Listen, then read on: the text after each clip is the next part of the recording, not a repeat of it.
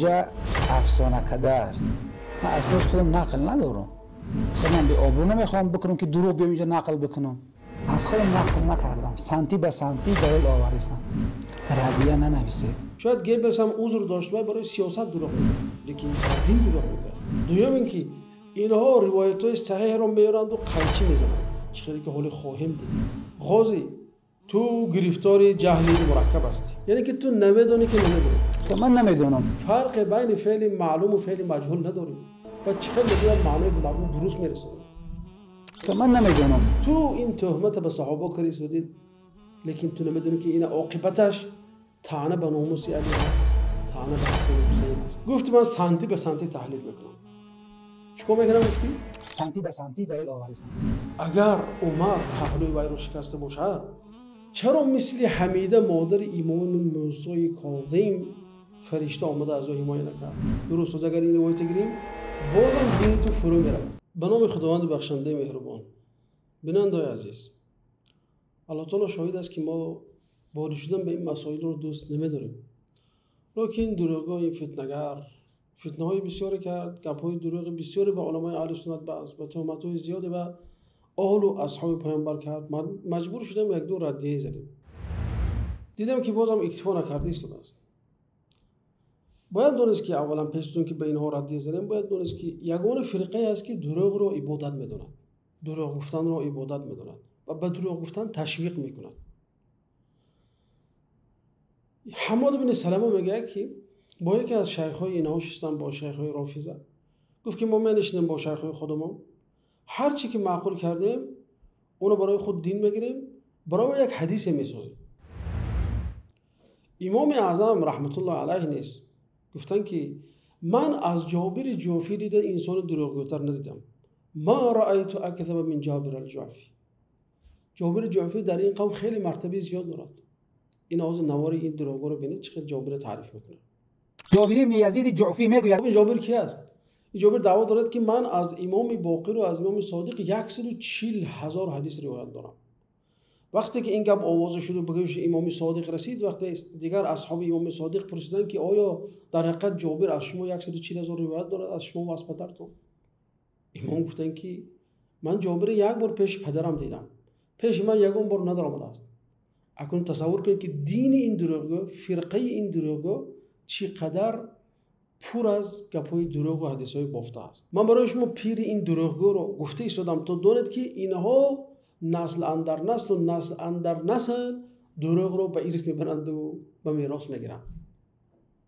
جابر جعفی در زمان امام اعظم و اینجا یک جابرچه دیگر در زمان ما. خب دوستان عزیز، یعنی این انسان دروغ میبافد، دروغ بافتگیش خودش باور میکند، بعد حرکت میکنه که تمام وسایل و صنعتی دروغگویی خود رو استفاده برد تا اینکه دیگران رو به همین قانع کند و دیگران رو مجبور کند که به دروغ باور کنند. بعد گریه میکند، بعد دیگر سینه زنی میکند و دیگر نامعقوله خودش میکند. باور کنید اگرم گیبلس بیاید شاید انگشتی حیرت میکشد که اینقدر این دروغ میگه. شاید گیبلس هم عذر داشت برای سیاست دروغ میگه، لیکن در دین دروغ میگه. این در دین محمد صلی الله علیه و سلم دروغ میگه، با اصحاب پیامبر دروغ میگه، با آل پیامبر دروغ میگه و اونها رو بی‌ناموس جلوه میتن. بنابراین دروغ این از دروغ گیبلس خطرناکتر است. و تو رو من دروغ من تو رو جز مصداق قولی همون معصومت که میگه که اذا قام قائمنا بدأ بكذاب شیعتنا، اگر قائممون برایت اول شده از دروغگوی شیعت سر میکنه، سرزنی رو. و تو اولین تاجیک شیعه خواهی بود که برای اون دروغگویی هایت امام معصومی تو رو سر خواهد، چون که تو کذاب شیعه هستی، از کذابی از شیعه هستی. فتنه رو سر میکنه، دروغ میگه، تهمت میکنه، بعد وقتی که گپ زدی، وقتی پیش رو آشه گرفتی دو سر میکنه، بعد دیگر سینه زنی، لای شپک، خوک شپک و دیگر نامعقوله خودش سر میکنه. بنابراین دوستان من برای شما یک قاعده میتونم چخیلی گفتیم که اول قاعده این است که اینها اول دروغ میگن، دوم اینکه اینها روایت‌های صحیح رو میارند و قیچی میزنند، چخیلی که حالی خواهیم دید. سوم اینکه روایت صحیح رو میارند بالاش دیگر همون قلمفور و پرپرا و چاشیده بعد برای خواننده پیشکش میکنند. دیگر اینکه یا روایت صحیح رو میآورد و اون رو چی میکند تعبیل میکند و این طرف اون طرف بازی میکند به معنای کلمه هاش. این است من با تمام مسئولیت میگم هر نواری از این دروغ برآمد به همین نواری که از ما کردیم به همین ردیه قیاس کنید. 99% گپ میزند دروغ است. هیچ مشکل اشکال نداره. همین کدام کتاب اهل سنتی که نام گرفت همین کتاب ورق زند این دروغش آشکار میشه. دیگه اونجا مشکلی نیست. ولی خواهیم دید. یعنی یه مشکلی بزرگ دیگر این قوم این است که اینها تاریخ رو سرچشمه خود قرار میدن. سرچشمه عقیدهشون قرار میدن. روز از تاریخ عبرت میگیریم، از تاریخ درس میگیریم، لیکن سرچشمه عقیده این قرآن است و سنت رسول الله صلی الله علیه و سلم است. در اولین ردی که زدیم درباره بی‌آدابی، درباره بی‌اخلاقیش صحبت کرده بودیم، درباره که سواد عربی ندارد، انسان یک نادان است، انسان جاهل است. خب یه چیزی ترجمه شده رو نقل میکند.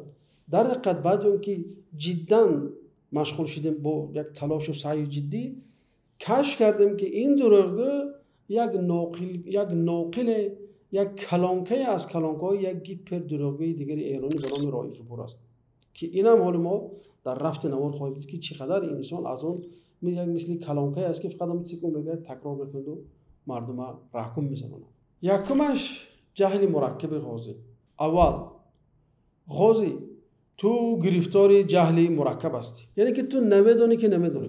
من نمیدونم. نه نام درست خونده بتونی، نه نام کتاب درست خونده بتونی، نه نام فرقه درست خونده بتونی، نه نام یک عالم درست خونده بتونی. برای شما دلیل پیشکش میکنم خواننده. میگه که بضعة منی فاطمه بضعة منی. در کجا دیدی این عباره رو؟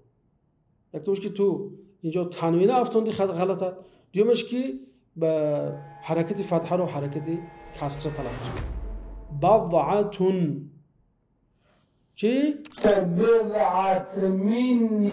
بضعتون معتزلی این از کجا گرفتی؟ معتزلی تو بدونی که یه حرکت تغییر دادن چقدر معنا رو تغییر بده. سنی معتزلی ها این روایت از کجا گرفتی؟ قاضی عبدالجباری معتزلی اهل سنت. سنی معتزلی اینو ما از کجا گرفتی؟ معتزلی اهل سنت. کجا داده که معتزلی سنی باشه؟ تو از اون پیری دروغی خدا گرفتی. اینی که میگم شرح نهج البلاغه ابن ابوالحدید معتزلی سنیه. نظام معتزلی نظام چی؟ یا نظام معتزلی میگوید نظام نام خواندن یادگیر. تو چه خیلی مردم تعریف میتی برون عقیده یاد میتی که نام درست خواندن نمیتونی. محمد ابن شخته حنفی. ابن شخته تو نه خودت درست میخونی نه اون پیر خودت او پیر آدم گفته است که ابن شحنه حنفی. ابو ولید محمد ابن شحنه حنفی این اصلا ابن شحنه هست. شحنه تو اومدی شخته برات نمیدونم شختیار باشه برای تو. او پیر آدم به ابن شحنه آورد. نام یادگیر خوندن. تو به این قدر جهل و جهالت و نادانی که خودت نمیدونی که نادان هستی چه خیلی مردم تو هدایت میکردی برای راست. وقتی جمله رو غلط میفهمی. یا دروغ دیگرش یک جهل دیگرش اثبات جهلش میگه موت او قتل. یک حدیث از امام جعفر میاره چنان که امام صادق علیه السلام فرمودند که تدرون موت النبی او قتل. موت او قتل و تو به جوره فرق بین قتل و قتل نداری. فرق بین فعل معلوم و فعل مجهول نداری. با چه خیلی میگه معنی به مردم درست میرسونه. تو من نمیدونم. این گفته است که پیامبر مرد یا کشت. این جاهل. ولی که عباره مات او قتل یا کشته شد. فرق بین کشتن و کشته شدن از زمین تا آسمان است. بنابراین تو خطا میفهمی و خطا میرسونی. این اولی خطا نیست دیدن در مورد چه خطا کردی. تو جهل مرکب داری نمیدونی. تو این جمله وقتی غلط فهمیدی برای مردم البته غلط میرسونی و ده ها همین نمود خطاگی های علمی تو هست. تو باید حالی 10 سال زانو زنی صرف خونی نحو خونی عقیده خونی تفسیر خونی بعد به مردم این طرف بگی زبان درازی کنی دروغ گویی تهمت کنی صحابه و آل پیغمبر صلی الله علیه و سلم. ما اول فکر میکردم مرد ناقل از رائف پور، لیکن در کلام این ناقل هم نیست، یک کلانکه است. هر چیزی که میگه تکرار میکند. هر خطاگی که در تلفظ کلمات در تلفظ نامهای کتاب دارد این جهل مرکب هم عیناً همون خطاگی رو تکرار میکنه. یعنی گفته خودش پتینکه به پتینکه قذتی بالقذ میگه. تو قذ بالقذ قفای همون رو ایفپراد رفته ایستاده و میخوای که مردم پیتینکه به پیتینکه از قفای همون رواندو مثل خودت جاهل شوند و مثل خودت جهل مرکب گرفتار شوند.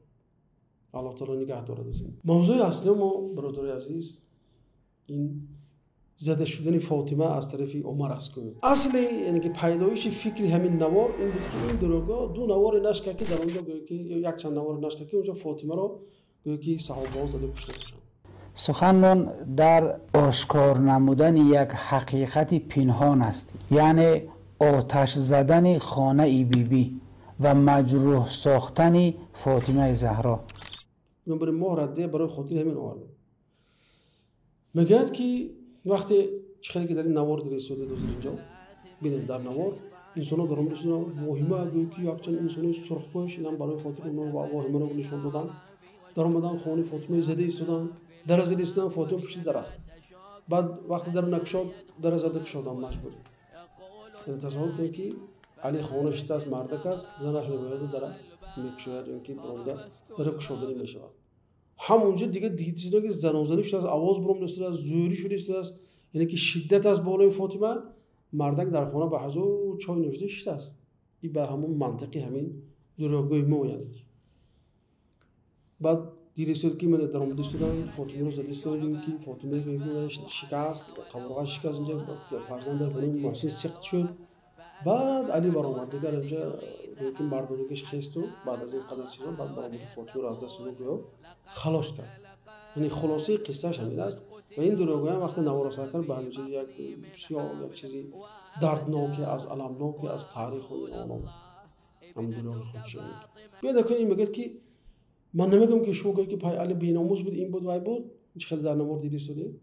ولی شاید من اینا رو میخوام بعضی میگن که ای با علی بی‌ناموس بوده که علی جنگاور علی شجاع چرا خیلی چرا هیچ کار نمیکنه. من نمیدونم میگم یعنی خودش درک کرده که همین کارو فقط انسان بی‌ناموس میکنه که زن خودش حمایت نمیکنه. خودش درک دارد که انسان بی‌ناموس است. یعنی اهل بیت یکی از سردارهای اهل بیت که علی بود یکی دیگرش عباس بود اینجا به بی‌ناموسی تهمت داره. یعنی ببینید علی وقتی گفتیم که چرا این کارو کرد علی چرا زنش دفاع نکرد میگه که پیامبر وصیت کردن که صبر. بیا به همین متن وصیت دروغی که تو گفتی توجه کنیم. مگر پیامبر به علی گفتن که علی جان بعد از من عمر می آید زنت فاطمه میزند لغت چپ میکند تو خبشین کاردار نشو. فرزندت میگردونه سیختی جنین میکند خبشین کاردار نشو.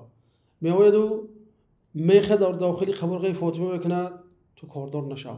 یعنی که از زن فرزندت دفاع نکن از دختر من دفاع نکن دیگر چی همین خیلی خبشه. همین بود مگر همین بود وصیت پیامبر صلی الله علیه و سلم.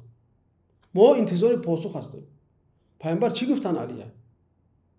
دختر من عمر آمده مزد تو خبشین گفتن؟ و کجا شده حدیثی که پیامبر صلی الله علیه و سلم میگن که من قتل دون عرضه فهو شهید. کسی که برای خاطر دفاع از ناموسش کشته میشود و شهید است. علی مگر این سه نمیدونست؟ این حاضر بعضی همین رافضای پلید برآمدن کلمه بوزی کوهی رو به صورت استفاده میبرن. بیا منطقا نکنیم این چیزا مقایسه کنیم.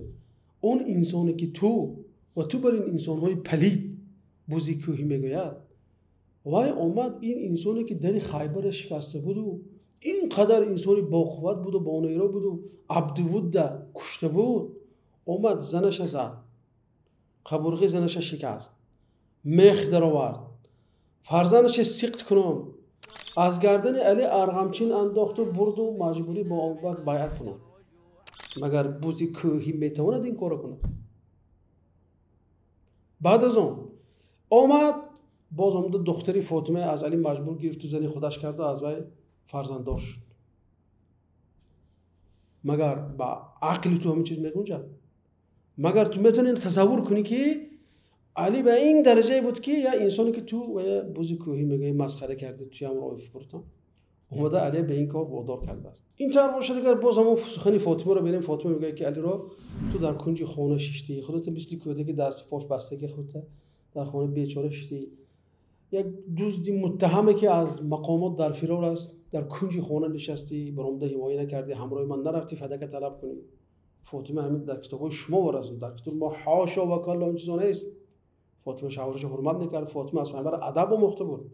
لیکن شما در کتابتون آوردید که فاطمه علی رو هم خیلی بس کنید. فقط برای خاطر چی؟ فقط برای اینکه ابوبکر سیاه کنه شما مسئله میراث کشاده، عمر سیاه کنه، اومده زن و شوهر بینش چی کینه انداخته. از زن شوهرش خیلی فتیش شده است. زن عادی نباید زن بهشتی سرور بهشتی ها. گفته خدا گفته کو سرور بهشتی ها زده ایستادن. اینا سرور بهشتی ها علی معصوم رو این خیلی فتیش شده است. چی میگه داریم؟ غیر از این سوال های دیگر مگر در خانه وقتی مرد باشد زن چه خیلی ببرد درک شاید برای مردم بیگانه. فاطمه فشرده ایستادن، علی کنج خانه نشسته است. گوشش شاید صدا رفته است، فاطمه شاید فریاد دارد، فاطمه شاید ندای یاردم پخش کرده ایستاده است، لیکن شوهرش در خانه چای گرم نوشیده نشسته است با حسن و حسین کودکای 7 ساله 8 ساله. عقلت میگوید این چیز؟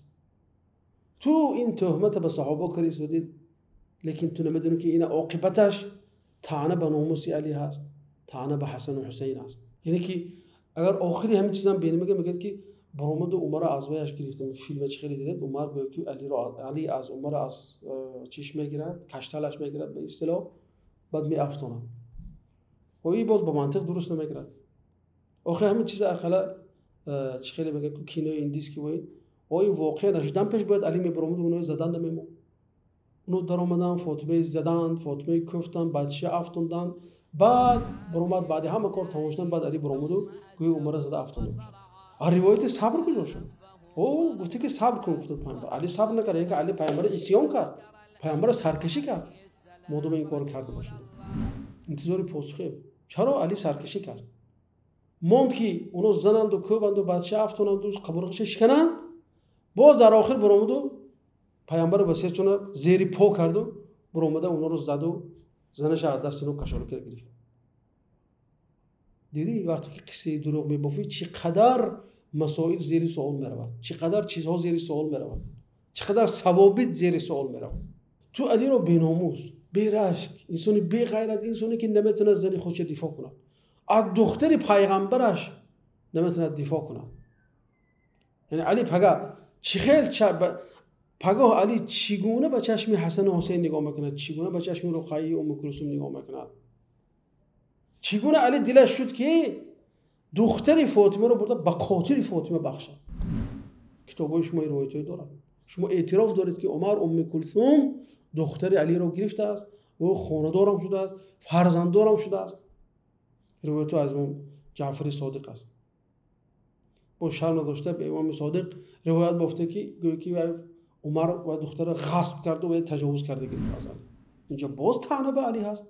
چه مرده که دختر خودش نمیتونه دفاع کنه، دختر خودش میبره برای قاتلی که زنی خودش میده، قاتلی مادرشه میبره دو من دختری زنی که کشتی اینی دخترش برای تو هدیه است. گفتی من سانتی به سانتی تحلیل میکنم.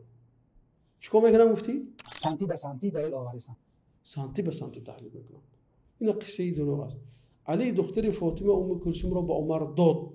یعنی عمر یزدی حسن و حسین است. چو تحلیل نمیکنیم مثلا را؟ چو درباره این مسئله عمده گپ نمیزنیم؟ چون که همه دروغای تو چی میکنه؟ به هوا میپرتن. یعنی که یک سوال عجیبی دیگر، چرا بعد از زدن برآمد پیش از زدن حمایت نکرد؟ خب علی کو دیگر همین پیامبر وصیت شده زیر پا کرد، چرا پیش از زنش زده شد نش برآمد حمایت نکرد زنش؟ عجیبش این که بعد از یک هفته مردن فاطمه زنگ گرفت، بعد از 9 روز از چیزی که در روایت شما دیگه است. اگر عمر پهلوی وی رو شکسته باشد، چرا مثل حمیده مادر امام موسی کاظم فرشته آمده از او حمایت نکرد؟ شما میگید که حمیده وقتی که در بازار فروخته میشد، همون کنیز فروش انسانی که در بازار نخاسین کار میکرد میخواست که حمیده رو تجاوز کند، فرشته به صورت یک مردی واهمناک اومد، این نخواست میترسید و از تجاوز دست میکشید، باز دلش میکشید، باز فرشته به این شکل میآمد، باز کشید به این شکل آمد. یا کدام حمیده ای که اصل و فصلش معلوم نیست، از فاطمه ای که دختر محمد صلی الله علیه و سلم است، فاطمه ای که سید زنهای بهشت است، برای فرشته مهمتر است. دیده چه دروغی بافتگید، طعنه به فاطمه میزنه، طعنه به دیگر امام های تو میزنه. یعنی که تو این افسانه به عمر توهین نداری، به علی و به فاطمه توهین داری. به اول بیت پیامبر صلی الله علیه و سلم تعیین داره.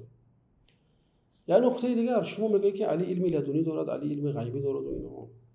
مادام علی علم غیبی دارد او خانه نشسته است. علی از غیب دانسته است که حضور عمر میاد و درش میشکند و فاطمه قبرش میشکند و این میکند و دیگران سیخت جنین میشود. چون پیشگیری نکرد؟ چرا پیش عمر نگرفت؟ چرا گذاشت که فاطمه برآمده در بشاید؟ یعنی زن خودش به خودکشی فرستاد.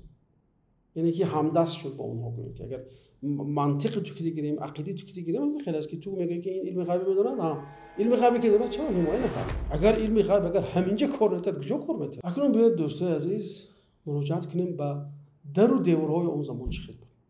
از کتاب اهل سنت نه، از کتاب خود همین قوم میاره. با صفحه رقم صفحه و عکس کتاب که تو که اعتقادت چی شود؟ یک تاج از دیگه. چون تمام اعتقاد چپگردان می شود. چپگردان چه گفته شده؟ اعتقادت چپگردان شود. ببینید در کتاب ظلامت الزهرا آمده است که عمر در را زد و در از شاخ خرما بود یا اینکه برگ خرما بود. این چنین بحار الانوار جزء 28 صفحه 227 همین روایت را تایید میکنه. در روایت دیگر در خصال صدوق آمده است که علی رضی الله عنه میگه که ما اهل بیت خانه ها ما سقف ما از شاخ خرما هست، در ما از شاخ خرما هست و دیوار ما هم از شاخ خرما هست. که بی من نیست، که بی معصومی تو هست. این چنین همین روایت را کتاب مأسات الزهرا آورده است عیناً به همین شکل. این چنین همین روایت را صاحب بحار الانوار در جلد 38 صفحه 175 آورده است. یعنی که معصوم گفته شده است که در ما از شاخ است. مدام باید از شاخ باشد و تو عقلا فکر کن و وقتی که یه لغت زند باید در میشکنه. اصلا معصوم گفت که در از شاخ است، من نگفتم. بعد خیلی فاطمه زیری وای میموند از وزنی وای فاطمه رو مثلا میفشرد است و اینا. یعنی یک مشکلی این است که خانه هایی که اونها دارن با همین خانه های حاضر زمان ما قیاس میکنن. گویا که همین شکلی که ما زندگی همین در و تریزی اون قلف و اون قلفای ایتالیایی و نمیدونم چه خیلی داریم اونها هم گویا داشته باشن اون زمان. حالا که معصوم شما میگه که نه در ما فقط از شاخ بود. سقط جنین گفتی. او سقط جنین وقتی شده باشد اون دیگر روایت ها چی میشه؟ تو اینجا گفتی که شبر و شبیر و مشبر. اینجا هم اونجا در شبر شبیر زیری لگدمال شدن و مشبیر فرزند هارون غلطید و زن شهید شد. این میاد میگه که باز علی فرزندانش به نام اسم فرزندای هارون و پیغمبر این کار کردن آمده. درست است. اگر این روایت گیریم بازم دینی تو فرو میرود. بازم دینی تو به زمین یکسان میشود. اول اینکه سقوط محسن میگه که میگه که صاحب کتاب مأسات الزهرا میگه که آمده درباره سقط محسن گپ زده. حالا که صاحب کتاب مأسات الزهرا میگه که فاطمه سبب سقط محسنش این است که بعد از وفات پیامبر صلی الله علیه و سلم خیلی به جزع و به اضطراب گرفتار شد، یعنی که خیلی غمگین شد، اندوهگین شد. به همین سبب این کودک سقط کرد و دعوا هم کردی که پیامبر نام حسن و حسین و محسن را به نامهای پسرای هارون موندن. اگر این حدیث بیاریم بازم دینی تو یکسان میشود. چون تمام اعتقاد چپگردان میشود. ببینید دوستان عزیز چقدر دیدی سرید در اینجا میگه که علی رضی الله عنه به این دلیل اون است که علی معصوم نبود، علی غیب نمیدون، علی علم لدنی هم نداشت. همین کتاب خود شما میارید نیست مناقب الامام امیر المؤمنین. میگه که علی وقتی که حسن تولد شد نامش حرب موندم، جنگ. یعنی که پیامبر علیه السلام اومده گفتن که این فرزند من کنه نشان داد چه خیلی است. نشان دادن گفتن که نامش چی مونده؟ گفتن که حرب. نه این حسن است. حسین تولد شد میگه علی. باز پیامبر صلی الله علیه و آله اومده گفتن که این فرزندم برای من نشان دادیم چی نام مونده؟ میگه با حرب موندم. نه این نامش حسین است. سوم فرزند تولد شد میگه بله تولد شد میگه بله یعنی که حال زمان پیامبر محسن تولد شده است. دروغ گفت. زمان پیامبر تولد شده است. طبق روایت شما پیامبر هم گفتن که نامش چی است؟ فرزند من گفتن که بازم علی گفت که من نامش حرب موندم. پیامبر گفتن که نه حرب نه بلکه محسن است. ما اینا گویا که نامش به نام همون فرزندای هارون موندم، شبر و شبیر و مشبر. چقدر که این دروغ گفت. خب وقتی که این روایت تو قبول کنی معنیش نیست که محسن در زمانی که تولد شده است در زمان پیامبر معنیش که نه قصه درشکنی است، نه دیوار شکنی است، نه سقط جنین است، نه دیگر نه ارغمچین انداختن گردن علی است. کاشف الغطا آمد و گفت که قضیه ضرب و لطم فاطمه، کوبیدن فاطمه چیزی است که من عقلم باور نمیکنه، وجدان من قبول نمیکنه. چه خیلی دری سره در اینجا متن عربیش رو من این چیز قانع نیستم. لیکن خبیث گفت که نه برای اون که این کار آنها کرده تونستنشون ممکن نبود، نه برای اون که در زمان عربی در جاهلیت، یعنی که اون وجود ضمیری اون مردم جاهلی در جاهلیت یعنی قبول نمیکرد که مرد بیگانه بیاد و زن اونها رو زنن. و چه خیلی از علی اینجا روایت داره میگه که در جاهلیت اگر کسی رو زنش زده میشد برای وی عار بود و برای فرزنداش تو اینکه تو چقدر نسل داشت عار بود، برای 7 پشتش عار بود که فلانچه زنش زدی. من گفت برای همین چیز قبول نمیکنم. این کاشف الغطا یکی از علمای شما هستند. خلاصه دوستان این بود این دروغ‌هایی که این شخص بست و همون موضوعی که شروع کرد به وعده کردنش به اثبات کردنش که گویا که عمر آمد و زن علی رو زد، دختر پیامبر رو زده باشد. ما اینجا جنبش کردیم دیده چقدر دروغ‌های زیاد گفت و در حلقه آینده اون سرچشمه‌هایی که از اهل سنت استفاده برد درباره اون خود گپ می‌زنیم ان شاءالله که کدام سرچشمه‌ها رو به اهل سنت نسبت داد و از اهل سنت نیستن و کدام سرچشمه‌ها اهل سنت هستند و لیکن اونها درباره دیگر چیز گپ زدن. این دروغ آمد بازم بگیم که درد کهنه‌اش دیگر اون نمی‌ماند که قرار ماند، بازم دروغ گفت. تو حلقه آینده در پناه خدا باشید و السلام علیکم و رحمت الله و برکاته.